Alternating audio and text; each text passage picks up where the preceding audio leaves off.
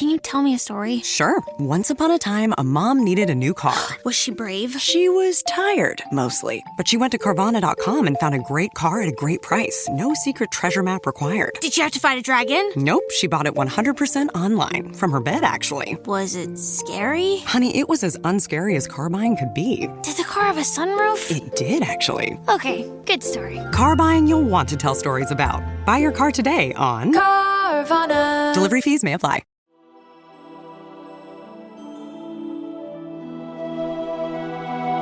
Welcome to the Lord of the Rings Lorecast, the show that explores the background of Tolkien's amazing world from the very beginning.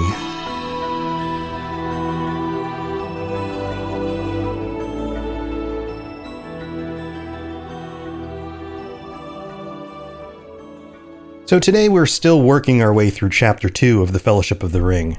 And I promise we will get through this chapter eventually, but not today. This episode is going to be the second to last episode about Chapter 2. And there's a good reason for that. I've discovered something in here, or at least I've noticed something that I think is worth focusing on a little bit more. It's not a huge reveal, but it is the first time that I've noticed a correlation between a very specific word used for the ring and someone else. And we'll get to that. And of course, we're going to break down a whole bunch of details. There's more conversation between Frodo and Gandalf and their perspectives and the hidden things within the conversation. And Sam doesn't quite show up yet, although he does walk past a window, but we'll get there. And I know this is going slowly, but bear with me. There's some cool stuff to talk about. So let's get into it.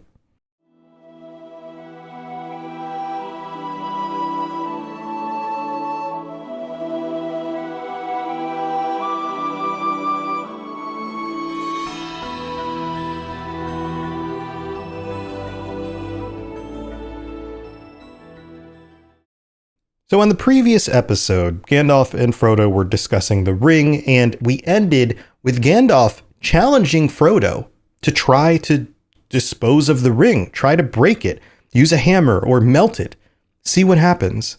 And so Frodo takes the ring out of his pocket and he looks at it. And we end up with a very interesting moment. It's described as being plain and smooth without device or mark. Nothing that he can see. But here's the description I really want to focus on. The gold looked very fair and pure, and Frodo thought how rich and beautiful was its color, how perfect was its roundness. It was an admirable thing and altogether precious.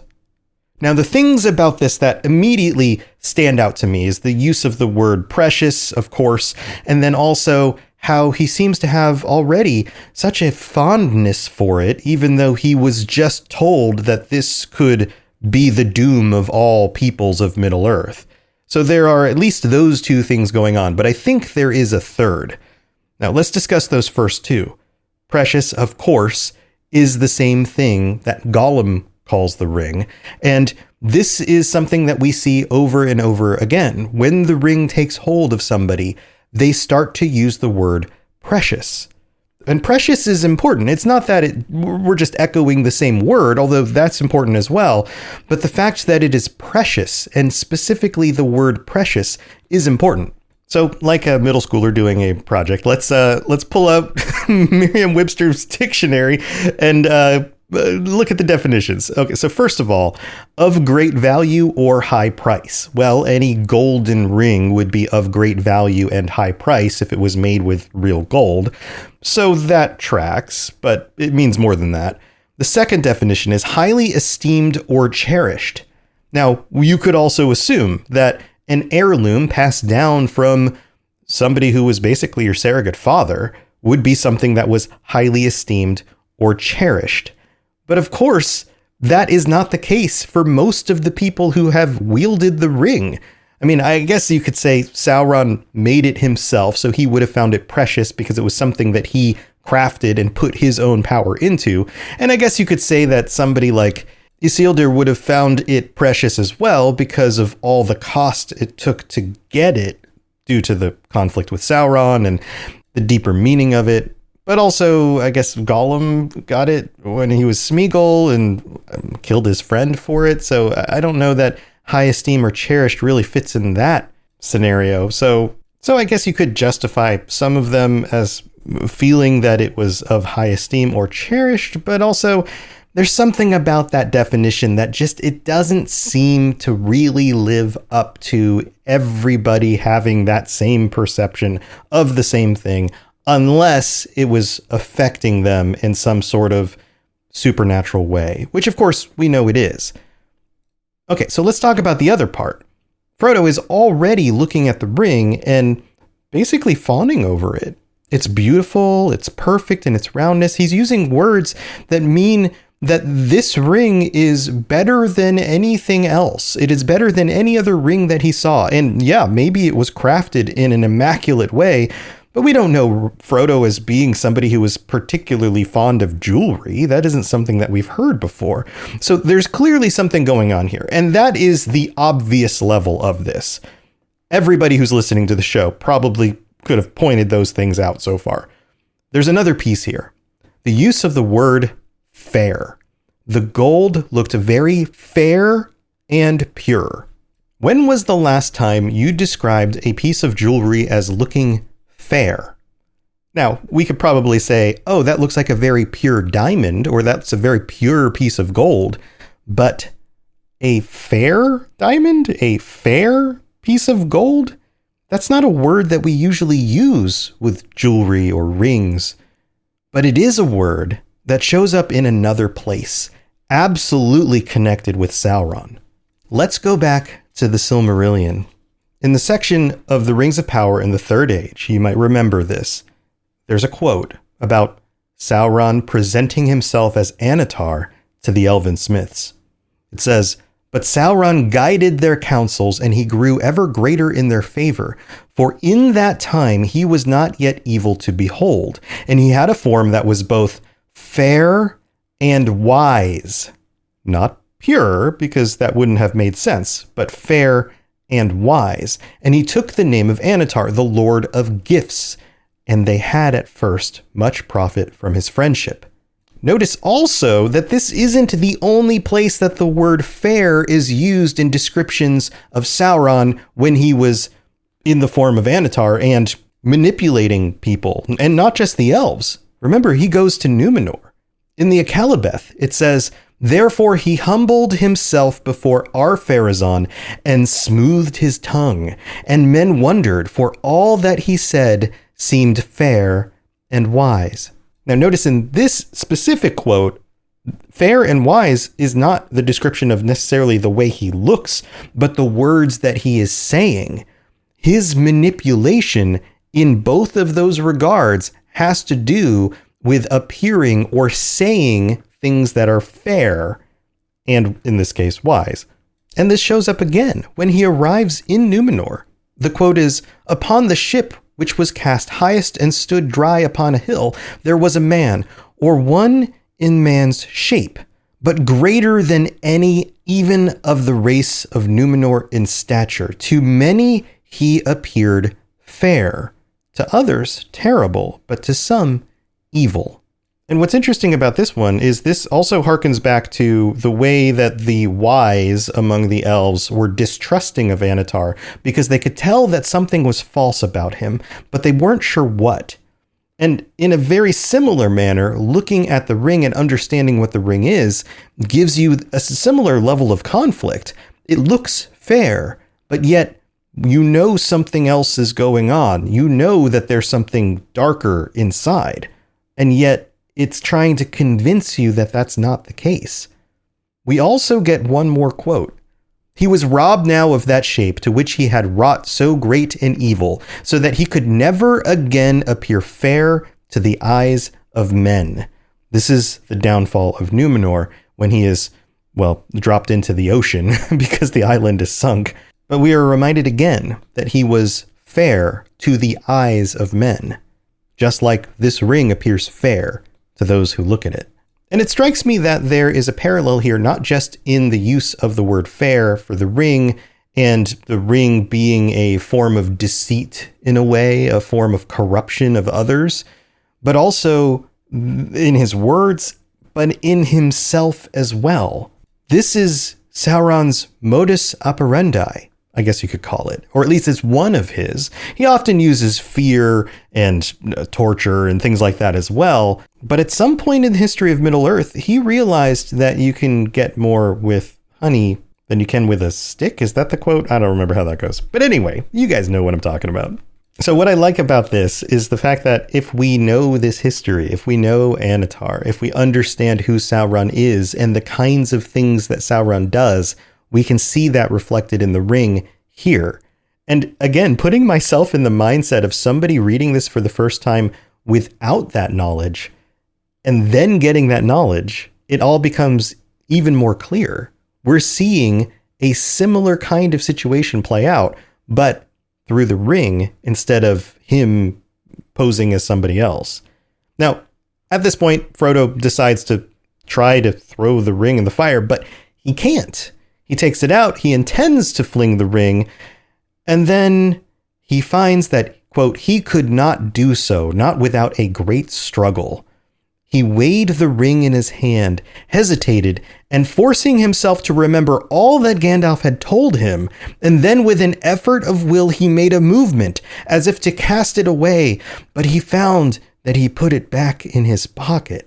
This feels so similar to the moment when Bilbo means to leave the ring and then puts it back in his pocket before leaving Bag End. We're seeing parallels there as well. And then Gandalf laughs grimly. I love that line. It is not a happy laugh. It is a, you see, this is what happens.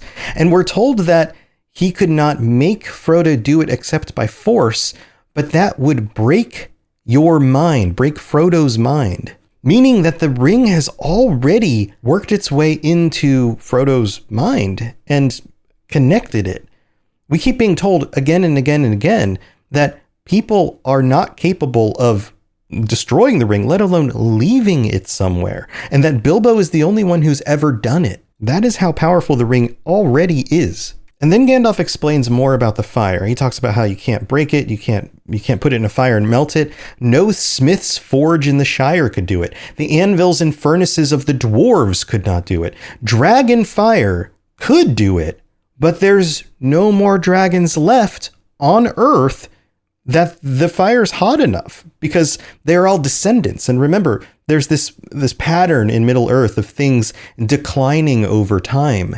And here's where we get one of the few references to Ancalagon the Black. Not even Ancalagon the Black, the largest dragon to have ever existed, could have harmed the One Ring, the ruling ring, for that was made by Sauron himself.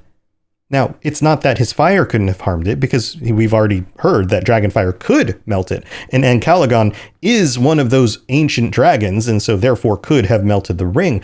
But he would not have had the willpower to do so because it was made by Sauron, which is interesting. But we don't know specifically how Sauron and Ancalagon would have interacted. And there is speculation about how much Smaug would have fallen under Sauron's control should he have actually reached out to him in time. And this seems to prove that he probably would have. If Ancalagon the Black couldn't have attacked the ring due to Sauron himself being in charge of it, then chances are the other dragons would have fallen in line behind Sauron too. Which raises some questions as to why Sauron didn't use dragons more often. I guess they were hard to get. And then we're told that, yes, you have to take it to the Cracks of Doom in the depths of Orodruin, the Fire Mountain, which is what Orodruin means, and cast the ring there if you want to destroy it. And Frodo confirms this. He says, I do really wish to destroy it. Or, well, to have it destroyed. I am not made for perilous quest. I wish I had never seen the ring. Why did it come to me? Why was I chosen? Which is a very deep question. It opens up the questions of why are any of us chosen? Why do any of us live through the times and the difficulties and the struggles that we do? This is a question about the problem of evil, theologically, really. And Gandalf gives an answer, but he says such questions cannot be answered. You may be sure that it was not for any merit that others do not possess, not for power or wisdom at any rate, But you have been chosen, and you must therefore use such strength and heart and wits as you have. And what's interesting about this is that I think Gandalf actually does answer the question in the way that he doesn't answer the question. Here's what I mean. He's basically saying, Frodo, you weren't chosen for things like power and wisdom, because clearly you are not among the wise and you're not extremely powerful. You were a little hobbit. So don't worry about that. Just realize that this is what is happening. You were chosen, so you have to deal with this. Unfortunately, that's just the way of the world. And you have to use your strength and heart and wits that you have in order to deal with the situation as it is. And what he's really saying here is your strength and your heart and your wits will be enough. That is why you were chosen. It has to be. Those are the only things that you possess that will allow you to make your way through this situation. So therefore, you must have been chosen for your strength, heart, and wits. And remember, Gandalf doesn't believe in coincidence. Gandalf knows that the entire world has been orchestrated by Iluvatar, and that he has foreseen that this is what would happen. And he knows that in the end, things will work out. So this must be the solution to the question. And yet Frodo doesn't realize it. He says that he has so little of these things. And then the conversation shifts to, well, you're powerful and wise. Why don't you take the ring? And of course, Gandalf reels at that. He responds, no, with that power, I should have power too great and terrible.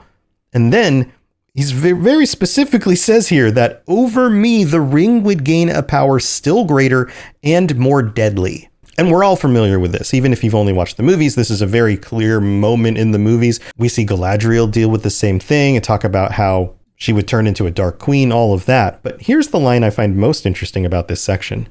His eyes flashed and his face was lit as by a fire within. Now, is that fire within his own spirit fighting against the temptation? Because the next thing he says is, do not tempt me, for I do not wish to become like the Dark Lord himself. Or was the fire within the ring that he was wielding, the ring of fire, being used in that moment to resist the temptation by inspiring his own heart, his own will towards good things? Or maybe a combination of both? But I like how his face is lit by a fire within. And then something's revealed about Gandalf that is absolutely crucial. It is something that points to the very core of who he is. He says, yet the way of the ring to my heart, the way that the ring would manipulate me, is by pity. Pity for weakness and the desire of strength to do good. Very specifically, he's saying here that the ring would use his inclination, his love of people who are weak, his pity for those who suffer, his desire to use strength to help others, and would manipulate that very specific desire, the best parts of him, into something that is actually evil. And he reveals something else as well. He says, the wish to wield it would be too great for my strength. Now, you might think that that contradicts the idea that the fire within him was resisting the wish to wield it. But there's two different things going on here, and the words are specific. He's resisting taking the ring. Wielding it is to use it for something. Those are two different things. One is possession of, the other is wielding, using, actively engaging with it. And so he's saying here, the wish to wield the ring would be too great for my strength. So once he had it, he would absolutely end up using it. I shall have such need of it. Great perils lie before me. And this is also foreshadowing. He's revealing that he knows the path forward is long and dangerous. And if he had the ring with him, he would be tempted in moments of need to use it. And then that would be his downfall. And then we get this moment of relief. He went to the window and drew aside the curtains and the shutters. Sunlight streamed back again into the room.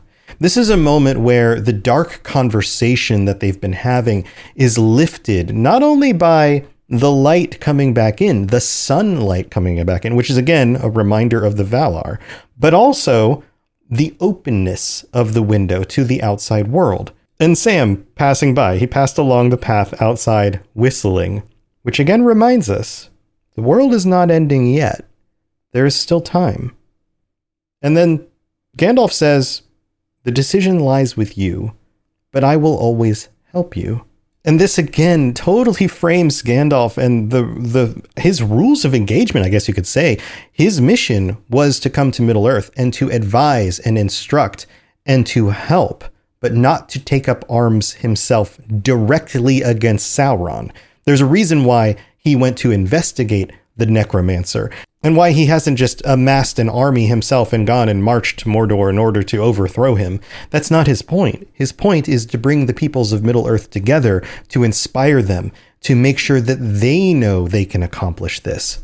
And then he says the line, I will help you bear this burden as long as it is yours to bear, which is another encapsulation of what we're going to see in the book. Everybody that comes along with Frodo, Sam, Merry, Pippin, the Fellowship, they're all there because they are all helping to shoulder the burden. Frodo, at no point in the journey, is alone. This is not something you could accomplish by yourself. And the one moment where he is physically alone, he's not actually alone. When he's captured by the orcs, Sam comes and saves him. He doesn't leave him. He doesn't give up. He's still there, helping Frodo shoulder the burden, and in that moment, even becomes a ring bearer himself in order to do so. Then Gandalf reminds him that they have to do something soon. He says the enemy is moving. And it's at this moment where they both sit down, and there's this long silence. Gandalf appears to have his eyes closed, but he's watching Frodo intently from underneath his lids. I'm guessing his eyes are just slightly open. And we get this moment where Frodo looks at the embers in the hearth, and he concentrates on them. We're told that it fills his vision, and it says, he seemed to be looking down into profound wells of fire. He was thinking of the fabled cracks of doom and the terror of the fiery mountain. He's struggling with this. He's looking at fire and thinking of a much larger fire, the end of his journey. He's probably questioning if he can actually make it. He may even be in conflict with the will of the ring at this moment, but we're not told that. And then Gandalf becomes curious. He says, what are you thinking about? What have you decided to do? No, answered Frodo, coming back to himself out of the darkness and finding to his surprise that it was not dark and that out of the window he could see the sunlit garden. Now, this is both a surprise. He's been so focused on what his thoughts are and looking at the cracks of doom and even picturing himself at that point in the journey that he's lost sense of time. This is how seriously he feels about this moment. But he's also in his mind descending into that darkness. He's been in a dark place mentally for these moments that they've been sitting there in silence. And we're told it's a long silence. We don't know exactly how long it is. But in this moment, it feels so real to him that he's removed from the situation. And so not only is he surprised that there's still sun outside, so much time hasn't passed that it's now nighttime, but we also have a reminder again of the outside world, the beauty of nature, the sunlit garden. The Shire itself is a sunlit garden. And it's not just a garden for plants, it's a garden for people. It's a representation of what Middle-earth could be for all peoples. A place that's safe, a place where they can be connected to nature. And that's a very Tolkien-esque kind of thing. So look at the juxtaposition there. He was lost in the dark, inside a mountain, looking at fire. It is harsh. There are no living things. It is dark. It is the complete opposite of the sunlit garden. And we're going to end this section with this. Or perhaps yes, says Frodo. As far as I understand what you have said, I suppose I must keep the ring and guard it, at least for the present, whatever it may do to me. And this is probably the most brave thing that Frodo decides to do in the entire story. He does a lot of brave things. Yes, and in moments where he knows what is happening and has to react to it. But what makes this even more brave is the fact that he doesn't know what is happening. He doesn't know what's going to happen. He doesn't know what will come of him. He even says, whatever it may do to me. He is sacrificing himself already in this moment, before he's even at the cracks of doom, with no understanding of exactly what will happen, the terrors that lie ahead. And yet he is willing to take it up. This is his moment of sacrifice, already decided upon. He hasn't taken the physical act yet, but he's made the decision in front of Gandalf and vowed to do what he needs to do, regardless of what happens. And Gandalf's response to this is perfect, because he confirms that this attitude, this willingness to sacrifice himself, this willingness to give of himself for others, is exactly the attitude that he needs, and is in direct contrast with the selfishness and the manipulation that is evil. And Gandalf says, whatever it may do, it will be slow to evil, if you keep it with that purpose.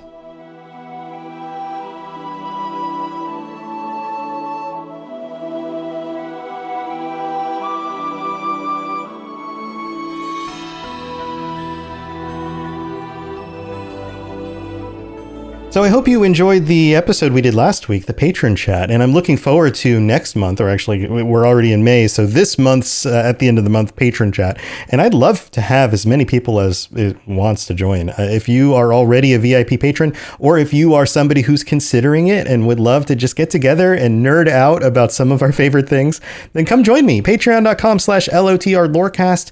Plus, you'll get shout outs when you sign up, like our newest patrons, Vidge, I don't know how to pronounce that. I think that's a name. I've never seen that name before. Very cool. Canon H, I'm butchering everybody's names. And JMK, we'll just say it's the... okay, you guys know who you are. Man, words and names are hard.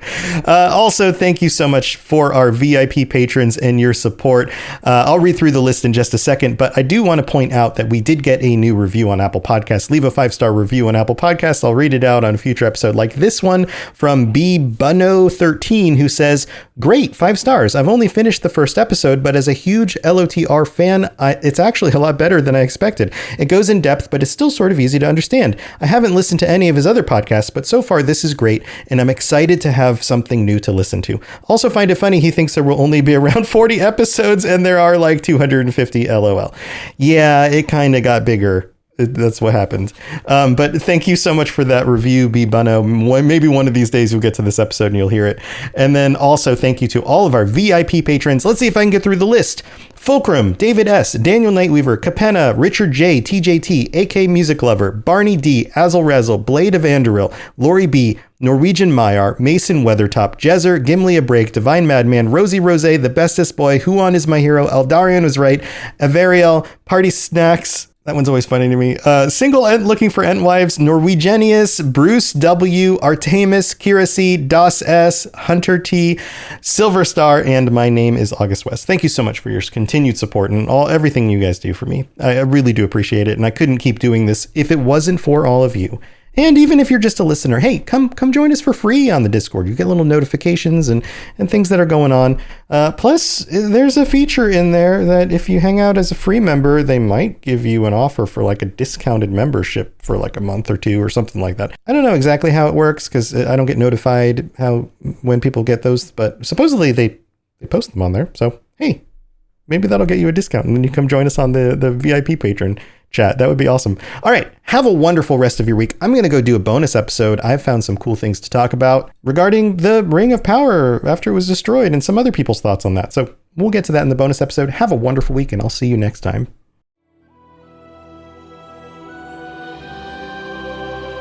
Thanks for listening to the Lord of the Rings Lorecast. If you'd like to learn more about other fantasy worlds, check out my other podcasts, The Elder Scrolls Lorecast, The Witcher Lorecast, and more at robotsradio.net. If you'd like to reach out, I'd love to hear from you. Send me a note on Twitter at robots_radio or join our amazing community on the Robots Radio Discord. There are links in the show notes or just search Robots Radio Discord or find the link on robotsradio.net. I'll see you next time.